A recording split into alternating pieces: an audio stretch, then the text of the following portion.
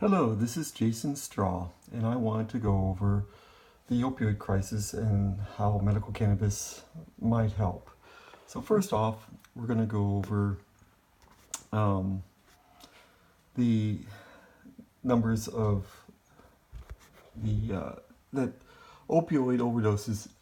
There's multiple numbers being reported by the state of Indiana, and I'll go over that in the PowerPoint slide. But the numbers that the state of Indiana has given us in 2016 of untreated opioid overdose, opioid use disorder is about 391,000 in 2016. Still untreated is 361,000. That means we treated about 30,000 people in Indiana, which comes out to about, we have a coverage of about 10% of the state for the beds, is what they were telling us. And Jim McClelland gave a report out saying that we've increased our bed coverage by about 30%, which is great to have a 30% increase in bed, but if you start at 10%, that means that we've increased it by 30%. Indiana University did a report in 2017 numbers, and they said the opioid crisis is costing us about a little over $4 billion a year to the state of Indiana. Now, Indiana has given out 1.47 million doses of Narcan kits. And according to the Surgeon General, Adams, each kit in generic cost about $20. That comes out to almost $30 million. And those kits last about 12 to 24 months. So we would have to spend about $30 million every 12 to 24 months to maintain our current level of protection in Indiana for what we're seeing with the effects of the Narcan. So Indiana also had a spike in suicides.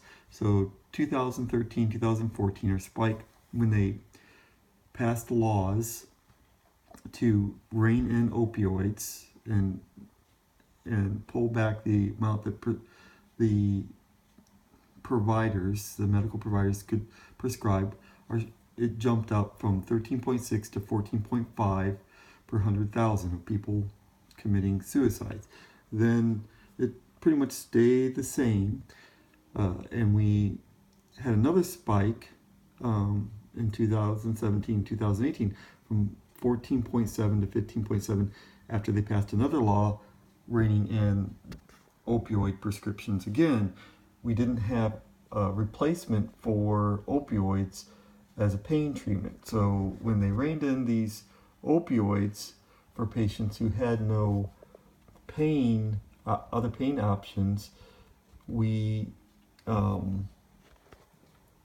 people were just suffering with pain. So these patients were desperate. They had no options.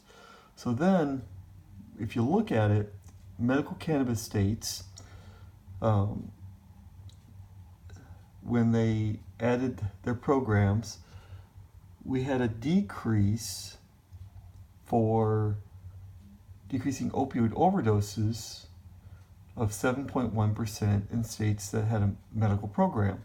And recreational states where it was more liberal and patients could just go get it without a doctor's referral, the rates went down by 14.7 for decreasing opioid overdoses. Now, Dr. Solka has a program, and he did a study with over 500 patients, and he showed that 39% of the patients completely stopped their opioid use. And then another 39% of the patients decreased their opioid use.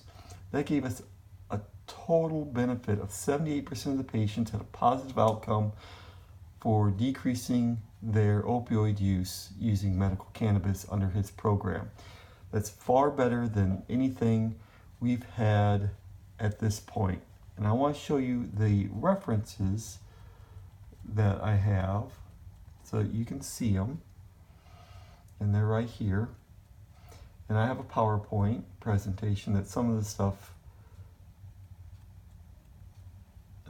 so here are all the references. You can go back and check them. And on my next video, I'm going to go through the PowerPoint slides so you can actually see the numbers. So it's good getting this out, and I hope you learned something about Indiana and what we're trying to educate the politicians on, and what we've been talking about with them for, well, since 2017 when we sat down with Jim McClelland and showed the Indiana Drug Czar and gave them the information on the preliminary information on how medical cannabis could help, and asked them for a pilot program in the beginning of 2017 when Jim McClelland first became the Indiana Drug Czar, and we started passing these laws which restricted opioids and gave pain patients no options. So thank you. This is Jason Straw. I'm a retired U.S. Air Force trauma nurse, and I work with several organizations. One's a national pain organization, another one's Indiana Normal, and another one's Who's Your Vets for Medical Cannabis. Have a great day. Bye.